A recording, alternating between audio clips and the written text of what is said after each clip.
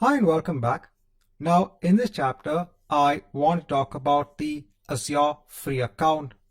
So if you are new to Azure and if you want to try out their services, you can actually opt for creating an Azure free account. So there are some services which you get for free as part of this account. If you actually scroll down, so here you can see what do you actually get with the Azure free account. One of the other important things that you actually get with the Azure free account is the $200 worth of credit for 30 days.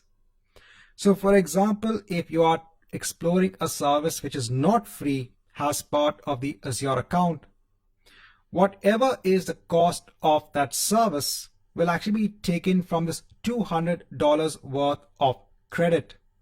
So you get this credit to actually explore Azure for 30 days. If you scroll down, so here you can see what are the products that are free for 12 months. You should keep a note when it comes to what is the type of product that you get for free.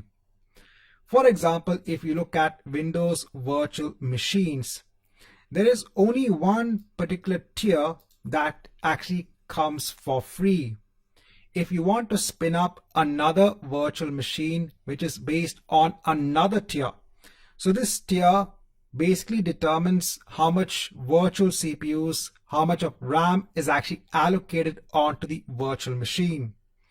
So if you want a virtual machine with more CPU, with more RAM, you have to choose a different tier. And that will not come as part of the Azure free account. That's something that you need to pay for. But remember, with a $200 worth of free credit, I said that if you use any service that is not free, it will be taken up from the $200 worth of free credit. So you can explore services in that first month of the Azure free account. If you scroll down, here you can see the entire list of products that are free for 12 months. And here you can see all of the products that are always free. So with each service, there'll be something that will come for free. It's not like the entire service is free. There's just a part of it that comes for free so that you can actually explore that service in Azure. If you scroll down, here there is the FAQ section when it comes to the Azure free account. So please also go through this because I get a lot of questions when it comes to the Azure free account. So for example, I get a question from students saying that after the 30 days is over, then what do we do? So once your 30 days is over, and if you still want to get those free services which you saw on the first page, then you have to change your subscription to something known as a pay-as-you-go pricing. There, then you start paying for the services as you use them. So I normally use the pay-as-you-go pricing.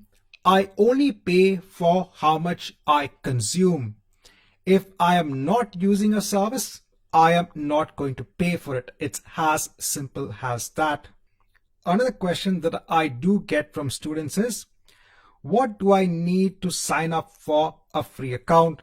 So you need a phone number, a credit card or a debit card number, a Microsoft account or a GitHub account. This is required, right? So in this chapter, I want to introduce you to that concept wherein you can actually go ahead and create an Azure free account. So if you've not done that before, you can actually try it out. Please note that you can only create the Azure free account the first time. You can't keep on creating multiple Azure free accounts.